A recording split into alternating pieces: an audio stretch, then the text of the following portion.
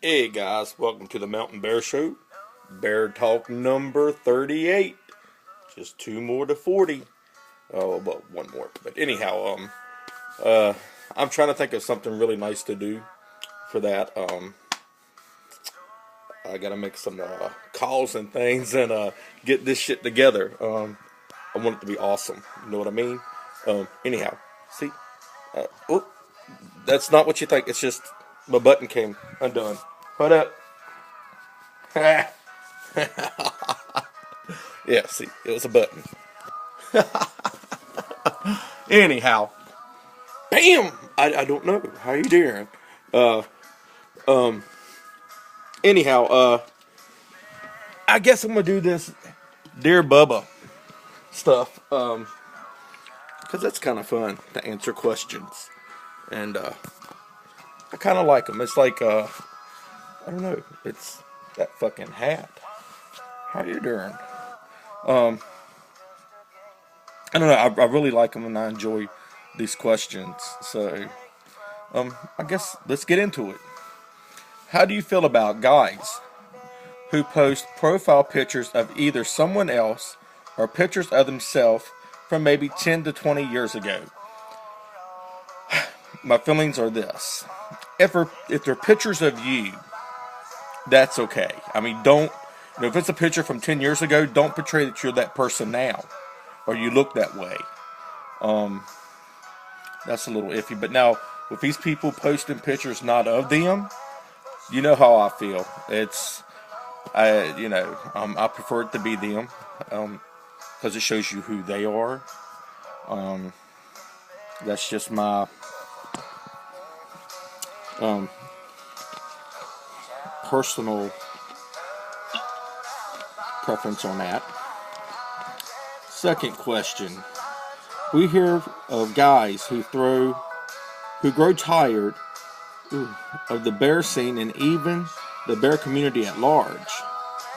They're known as being post bears. Can one ever be post Bubba? No, I think the Bubba effect is something you're actually, I can't say born into, but it's something within you that makes you a Bubba. The bear is basically what people see, and I hate that term too because it's used very loosely. Bear, within this community, we accept everybody. If a fucker is 450 pounds and no hair, they can consider themselves a bear. I don't consider them a bear. I consider them a fat ass that needs to run around the block. Saying that, and trust me, it's no judgment on anyone, and I will stand my ground on this, but I just kind of feel like the bear scene went from one direction to another. But being a Bubba, if you go in and you look at a dictionary, a Bubba is a good old boy. But when I did the definition or looked at the definition of Bubba, it was also an uneducated Southern person, but good-natured, hard worker, redneck. And I don't look at it that way either. But I think it's something that is within ourselves. You know what I'm saying? It's something that we carry with us, and being a really good old type of person. That's, my opinion. And I love my opinions. No, yeah, I do. Any advice for guys who are really into each other but different in religion, politics, or other hot button issues? I mean, if they have difference over critical issues, should they make an effort to break off the relationship early on, or do they think something could be worked out, even over subjects as important as these? I think, if two people are very much into each other, I think it's something they can work through, because I think differences are very important. And, everybody has their own opinion, and you don't want somebody to think exactly like you, because you want them to actually put something within your head to think about. It's nice to have different options to look at. I don't know what else to say about that, but I think it's a good idea to wait it out a little bit before you throw in the towel. Hold on to that. If someone is lucky enough to be hit on by two or more guys at the same time, what should he do? Mass orgy or draw straws? Hey, whichever one turns you on the most. I mean, if you want the orgy, do the orgy. But if there's one that you think is hotter than the other, or sexier than the other, or bigger dick than the other, go that route, because you're the only one's going to have the enjoyment. Well, I mean, if it's an orgy, all of y'all will, but you know what I mean. Let's see. If someone is in a relationship but feels attracted to another guy, how should this be dealt with? Well, to me, I think even in relationships, people tend to look. I mean, trust me, just because you're in a relationship doesn't mean you're dead. You're very much alive and kicking. And, people are attracted to different types of people. And, to me, I think if the relationship is strong, I think you could be attracted to whoever you want it to be, and the relationship should not be affected. And, again, we talked about it the other day. Most relationships are opened anyhow. Fuck it. Grab them up, have sex, and there you go. Get it over with. Fuck them and leave them. Oh, wow. What if you like a guy a lot, but he's not a good kisser? Do you give him a kissing? Do you give him lessons in kissing or send him packing? Hey, if you're really into him, you'll teach him how to kiss. And, if that don't work, smack the shit out of him. He'll learn. Trust me, he'll learn. Number 7. Should you be willing to move to another state or even another country to be with a guy you think you love? How strong does this love need to be in order to justify it all in relocation? You know what? I think you kind of read my mind. God damn. I've been there. All my relationships have been long distance. I dated someone in Europe for 3 years. So, I will say this. I think if the love is strong enough, it will be there. But you have to put under a lot of considerations, especially if it's another country, what, you're going to give up and what you're going to gain. There's pros and cons to that. When you leave your home, your family, your work to be with that person 6 months out of the year, you're going to get, you're going to be hurting in the long run. Even within the states, I've relocated a couple times, and I did it because I wanted to, and it was what it was. But I still have this thing about dating guys within Virginia. I just won't do it.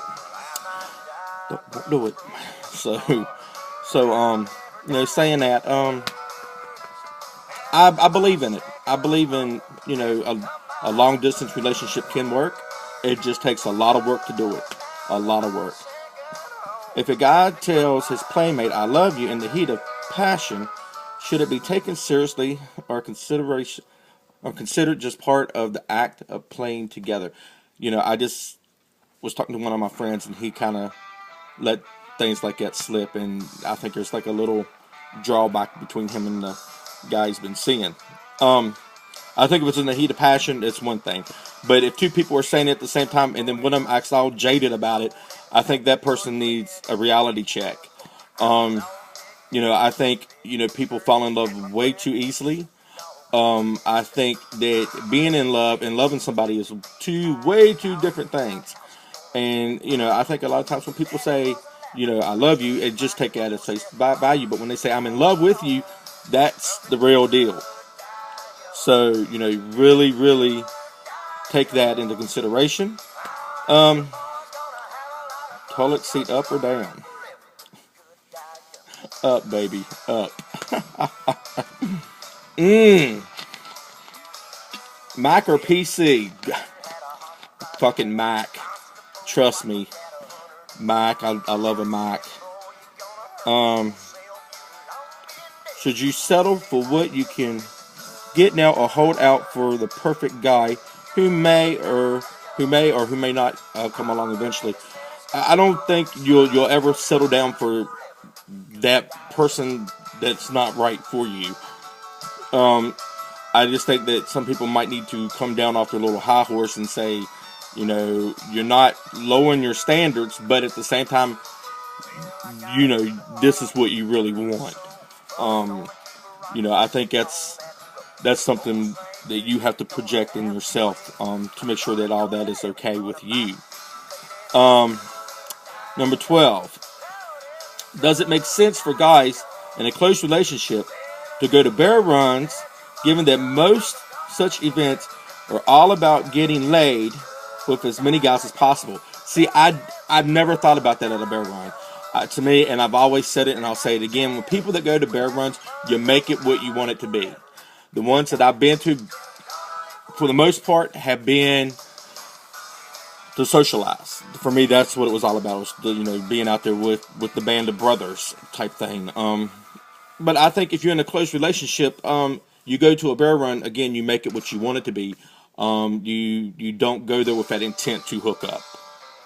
You know what I'm saying? I think people do, but they, you know, being in a relationship that is closed off. You know, that's treading on thin ice there. Um, let's see. Is it okay to have sex on the first date, or does that reduce the meeting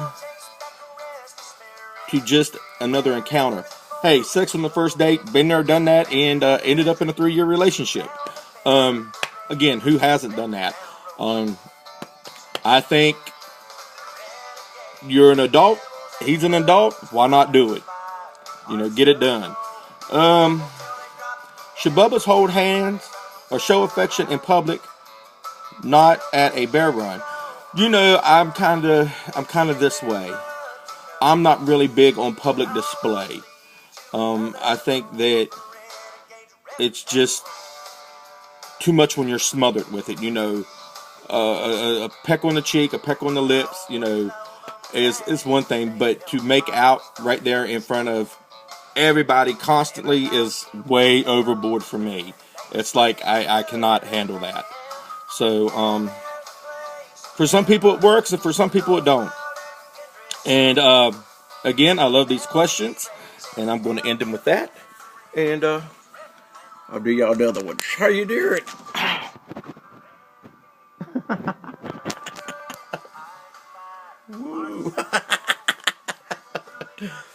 And you know I hate this because this is at the end of the video where I have to cut it off.